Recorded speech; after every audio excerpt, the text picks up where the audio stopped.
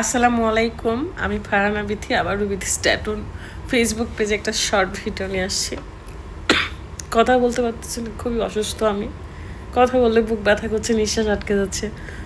আমি জানি না এখানে মেডিসিনের দোকানে গেলে পরীক্ষা ছাড়া বা ডক্টর দেখানো প্রেসক্রিপশন ছাড়া মেডিসিন দিতে চায় না। সো জাস্ট যখন জ্বর আসছিল তখন নাপা খাইছি, কাশির ওষুধ খাইতে পারি নাই। কাশি আর জ্বর এখন আমার শেষ হয়নি, কয়েকদিন ধরেই আমি অসুস্থ, বুঝতে পারছেন। তো আমরা আবারও আজকে আসছি কলম্বোতে, অ্যান্ড কালকে আমাদের ফ্লাইট। কালকে আমরা ইনশাল্লাহ বাংলাদেশে ব্যাক করবো, বেঁচে থাকলে বাংলাদেশে যাব কালকে। সো আমরা যে রুমটাতে আসছি সেটা একটু আপনাদেরকে ঘুরে দেখাই। আমাদের সেম রুমে এসেছি আর শ্রীলঙ্কার কলম্বোর। এখানেও বাথটাব অ্যান্ড এখানে শাওয়ার, বাট এখানে একটা গ্লাস দেওয়া আছে যেটা বোঝাই যাচ্ছে না, বাট গ্লাস থেকে আমাদের রুমটা খুব সুন্দর করে দেখা যায়। সাথে তো আর একটা ওয়াশরুম আছে যেটা জাস্ট সেন্সরে কাজ করে।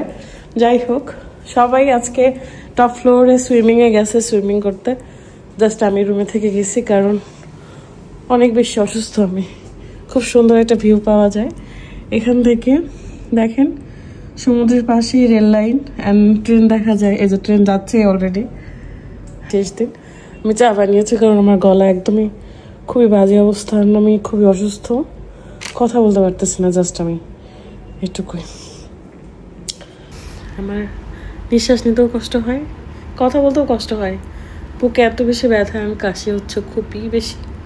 আমি যে বিদেশে এসে এত বেশি অসুস্থ হয়ে পড়বো কখনোই ভাবি নাই। সবাই টপ ফ্লোরে গেছে সুইমিংয়ে। গতবার মানে কয়েকদিন আগে যখন শ্রীলঙ্কায় আসছিলাম, শ্রীলঙ্কার কলম্বোতে, তখন এই হোটেলে উঠেছিলাম। টপ ফ্লোরে আপনাদেরকে দেখিয়েছি।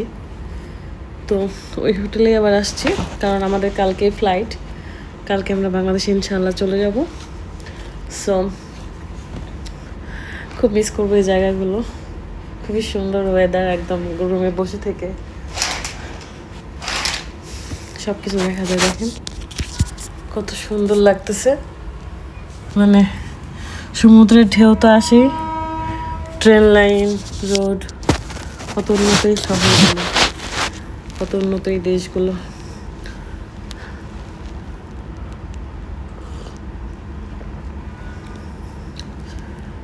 খুব বেশি মিস করবো। অ্যান্ড বাংলাদেশে যাওয়ার জন্য মনটা ছটফট করছে, বিশেষ করে আমার মেয়ের কাছে যাওয়ার জন্য। মনে হচ্ছে যে আমার মেয়েটাকে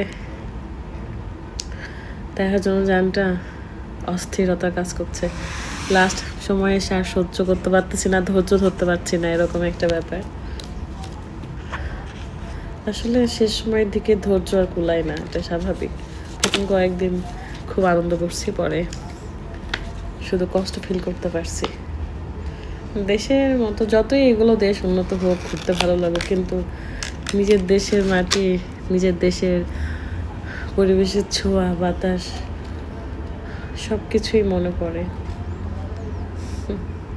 সব কিছু, খাবারটা তো বেশি মিস করছি। আমাদের বাঙালি খাবারের টেস্টের মতো কোথাও কোনো টেস্ট নেই ভাই, যাই বলুক মানুষ। মানে কি বলবো, বলার ভাষা পাচ্ছি না, জাস্ট খারাপ লাগতেছে অতিরিক্ত। ছটফট করছি আমার মেয়েটাকে দেখার জন্য।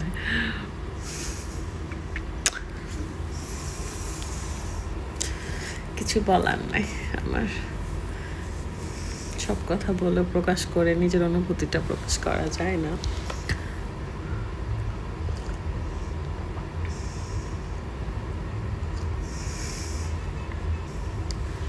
সো ভালো থাকবেন সবাই, আল্লাহ হাফেজ।